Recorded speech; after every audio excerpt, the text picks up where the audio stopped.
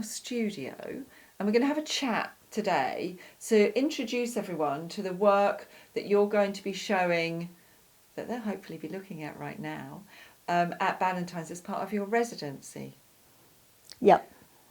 So your beautiful studio, and this is, we're in a work in progress environment at the moment, aren't we? So We are. Some of it's completed, some of it's been framed by Kenton, some of it is still being made, being thought about, and work doesn't, I think that's the story, isn't it? Work doesn't just happen, doesn't just come out immediately. This work that you're showing in this residency has been evolving since 2023, or even before that. Before that, I think, Yeah. probably, yes. Yeah. Always been an interest in trees. Yeah, so the trees, and really they kind of coalesced as part of the Making in May Instagram project that we did with Pure. That's certainly been a moving force in it, yeah, because I was investigating rust.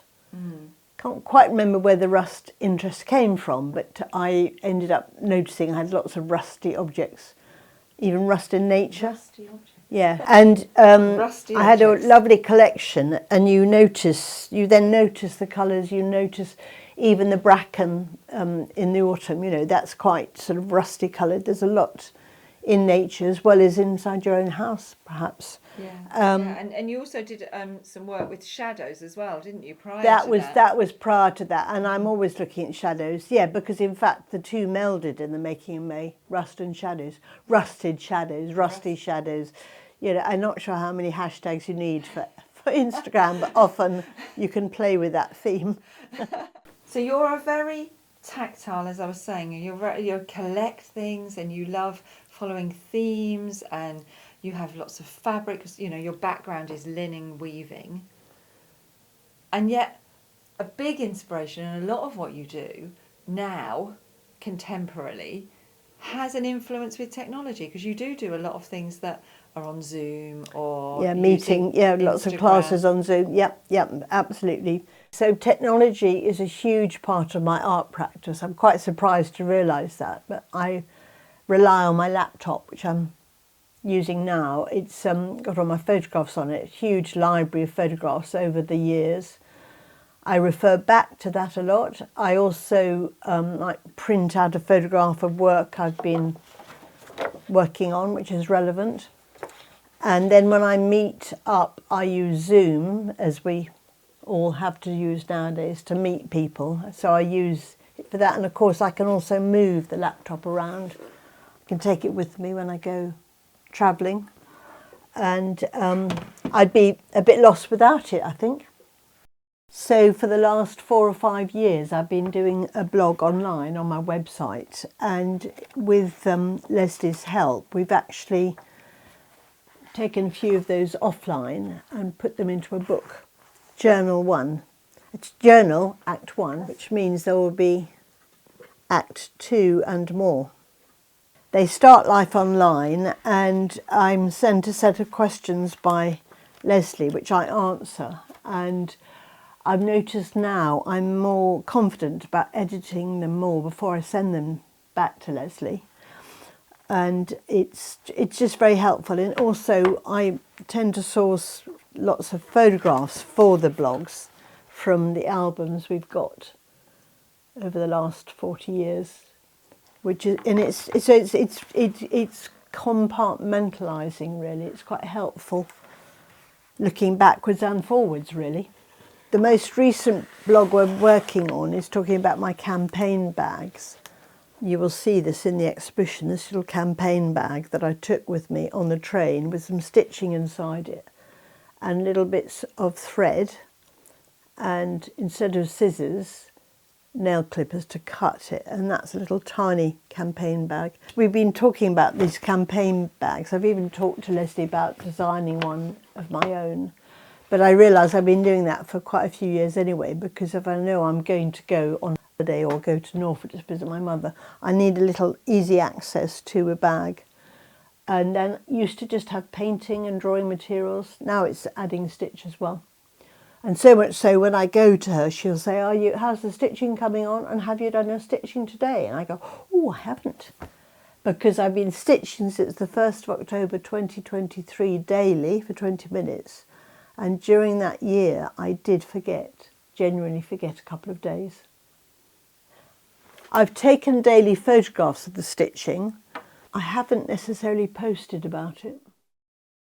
With Instagram, I use it very much as a diary and a record of my artistic life, often posting daily. But looking back on it now, I realise stitching, which has been such an important part of my life for the last 12, 13 months, I have actually stopped posting information about it. And I wonder why that is. I have no idea. The only thing I haven't got yet is a camera for my laptop.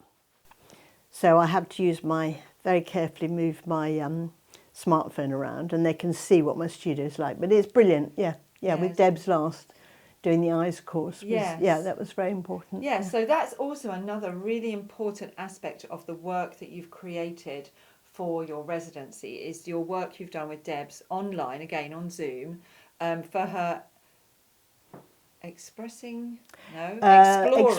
your expressive self. Eyes, EYES, because I'm doing one-to-ones with Deb now. Yeah, having completed that course. So I think people will see the trees coming out, and that's from that course, isn't it? It was, yes. The trees had always been there for the last few years, but we pinpointed my interest in one particular tree in my daughter's garden in France, a walnut tree, and most of what you can see has resulted from that one tree. So it was the online course, and we investigated different ways. And because I was in France and I had to carry what I had, I took very little implements with me. There's a tiny sketchbook over on the table there, a little square sketchbook, and that's what I took. And I just had a few colours, the primaries, crayons and some pencils. And I had a few art pieces in my daughter's cupboard there. So it was really good. It concentrated my mind, and and I spread a greaseproof paper out on her dining room table to protect it, because she used to be in catering. I thought, that would protect it. I ended up painting on that and using that, so it all worked really well. Yes. Yeah. So that tree, people will see in the exhibition, is quite a primary piece of work. Yeah. Showing up in stitch, in painting on paper, painting on board. And we were saying earlier when we were looking around all the pieces that the lovely thing about this, because it's from your daughter's garden, is that in every one of those there's a heart. A heart shape of some kind. Yeah. Some are clearer than others, yeah. That's to do with the negative space. It's strange, isn't it? But it keeps coming through. Yeah, this heart shape shows up. And also, you love the trunk. It's not the leaves on the tree, is it? Not necessarily. They do come in a bit, but I think it's the structure. I think because I walk a lot and walk amongst trees a lot, you're looking at that level. And if you stand still and look up, you get the magnificence of the tree. But I think when you walk through the woods, you're essentially looking at eye level. So, and that's the trunk and the structure. I don't know how it is. Yeah.